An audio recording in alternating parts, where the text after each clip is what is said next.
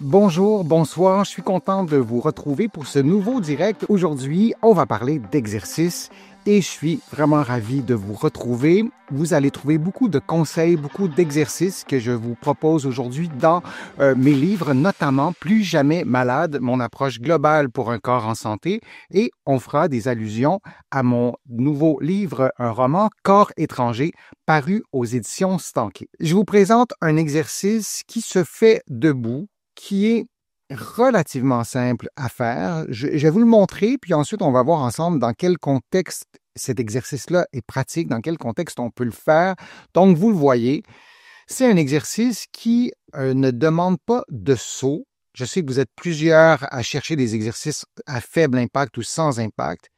C'est un exercice qui stimule beaucoup de muscles, beaucoup de capacités physiques. On voit, on bouge les bras, on bouge les membres inférieurs en alternance. Il y a ce qui est coloré en rouge, ça stimule ces muscles-là, mais ça stimule à peu près tous les muscles du corps. Alors, dans quel contexte on peut faire cet exercice pour que ce soit efficace, pour que ce soit utile, pour améliorer son endurance à la marche? Peut-être que pour vous, marcher longtemps, c'est plus difficile. Peut-être que pour vous, marcher sur terrain incliné, c'est plus difficile. Pour plusieurs raisons, il y a plusieurs contextes de santé aussi qui limitent l'endurance à la marche. C'est un bon exercice. C'est un exercice qui se fait chez soi. Vous pouvez le faire à l'extérieur aussi. Vous pouvez l'arrêter quand vous le voulez. Vous pouvez le doser quand vous le voulez. Vous pouvez vous asseoir aussi entre les différentes séries d'exercices, les différentes séquences de cet exercice que vous ferez. Ça stimule les gros muscles, ça stimule les fessiers, ça stimule l'équilibre. Alors, c'est un bon exercice, je trouve, pour augmenter l'endurance à la marche et pour adapter les paramètres pour y arriver. Je vous montre l'exercice qui est assez simple. Vous l'avez déjà vu, on va le regarder un petit peu plus en détail. Vous placez vos pieds. La distance entre les pieds, c'est à peu près la largeur du bassin, peut-être la largeur des épaules si c'est plus facile pour vous. Et c'est simple, vous levez le bras droit et vous levez le genou gauche et vous faites aussi une flexion du genou en même temps. Vous pourriez augmenter le niveau de difficulté de l'exercice en approchant le talon de la fesse ou vous pourriez limiter l'amplitude du genou comme vous le voyez en ce moment. Pendant que vous faites l'exercice, vous tentez de contracter les abdominaux profonds. Si on le fait ensemble, vous mettez votre main sur l'abdomen et vous contractez les abdominaux profonds comme si vous vouliez rentrer un petit peu le ventre, mais on ne doit pas l'entendre dans votre voix si vous parlez. Vous ne devez pas bloquer votre respiration comme ça. Et en même temps, vous pourriez contracter aussi le plancher pelvien, les muscles du périnée qui retiennent l'urine et les gaz pendant que vous faites le mouvement, mais je répète, sans jamais bloquer votre respiration. Maintenant, les bras, vous les levez le plus haut possible. Encore une fois, tout ça ne doit jamais déclencher de douleur et vous revenez à la position de départ. Dans la vie de tous les jours, on ne fait pas souvent des mouvements des bras si haut. Et dans nos vies sédentaires devant des écrans, on les lève encore moins souvent peut-être qu'avant. J'étais pas là il y a une centaine d'années, mais en tout cas, on peut penser que c'est pas des mouvements qu'on fait tous les jours et d'avoir un exercice qui stimule des mouvements de cette amplitude au niveau des épaules, je pense que c'est intéressant.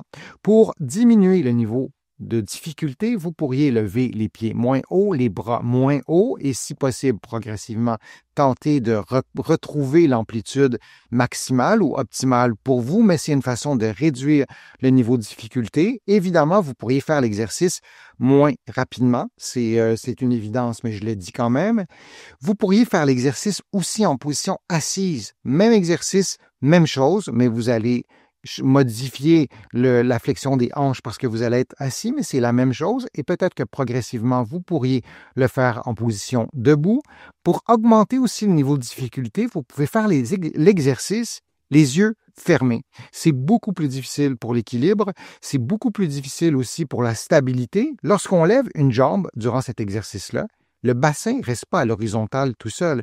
Les muscles doivent se synchroniser et imaginer la complexité de la coordination de tous ces muscles-là. Le corps est bien fait, votre cerveau va intégrer tout ça, mais c'est un exercice qui stimule la stabilité et l'équilibre, et de le faire les yeux fermés, c'est beaucoup plus difficile. Pour augmenter le niveau de difficulté, vous pourriez aussi, évidemment, tenir des poids dans vos mains, les attacher après vos chevilles, et même chose aussi pour vos poignets, j'allais dire, mais même chose aussi pour mettre des poids aux chevilles. C'est une façon de le faire. Pour les paramètres, ça peut être assez simple. Vous pouvez compter 30 mouvements et répétez 3 séries, ou 10 ou 20 mouvements, mais répétez 3 séries. Et pendant votre pause entre 2 séries, vous pouvez faire un autre exercice ou vous pouvez prendre simplement une pause. On peut le faire comme ça.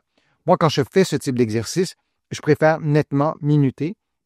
Donc, faire 1 minute, 2 minutes, rapidement, lentement, prendre une pause ou faire un autre exercice pendant ce laps de temps et revenir à la même séquence et répéter idéalement 3 ou 4 séquences. Et pour la fréquence hebdomadaire, moi, je vous conseille de le répéter, de faire l'exercice. Vous pourriez le faire tous les jours. Ce n'est pas contre-indiqué. Si c'est le seul exercice que vous faites, de faire l'exercice tous les jours, ça va stimuler votre cardio.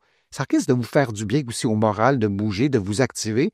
Ou vous pouvez l'intégrer à un programme d'exercice, mais donc vous pouvez le faire tous les jours ou 3 à 4 fois par semaine, mais on veut répéter. Si vous n'êtes pas habitué à faire des exercices, si pour vous la motivation n'y est pas et vous vous dites « je risque beaucoup plus d'atteindre mon objectif de le faire et de ne pas arrêter si je le fais 1 ou 2 fois par semaine », commencez comme ça. Choisissez ce qui vous plaît, ce qui est compatible avec vos objectifs, avec vos valeurs, aussi ce que vous avez envie, le temps à votre disposition. Dans le meilleur des mondes, on le fait 3 à 4 fois par semaine. C'est pas inutile de le faire 1 ou 2 fois par semaine, c'est pas ce que je dis, mais vous pouvez cibler une fréquence 3 à 4 fois par semaine, au moins, ou tous les jours, si vous le souhaitez.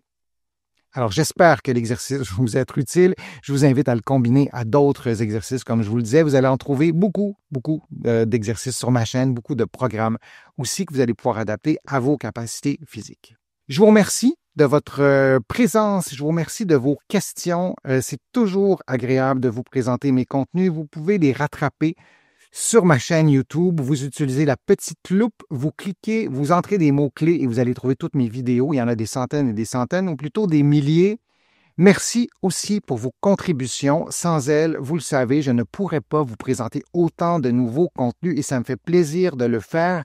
Vous allez trouver beaucoup d'articles, beaucoup d'informations sur mon blog, sur mon site web, le www.denisfortier.ca et vous allez trouver aussi beaucoup d'informations dans mes livres, notamment dans mon livre Plus jamais malade, mon approche globale pour un corps en santé et mon roman Corps étranger. Mes 2 livres sont disponibles ici au Québec et de l'autre côté de l'Atlantique. Et vous allez trouver aussi plusieurs autres de mes livres. J'en ai écrit plusieurs.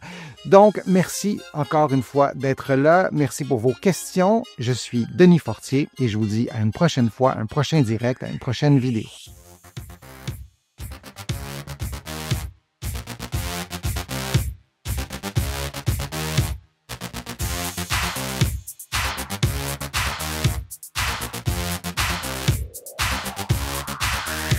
Shh.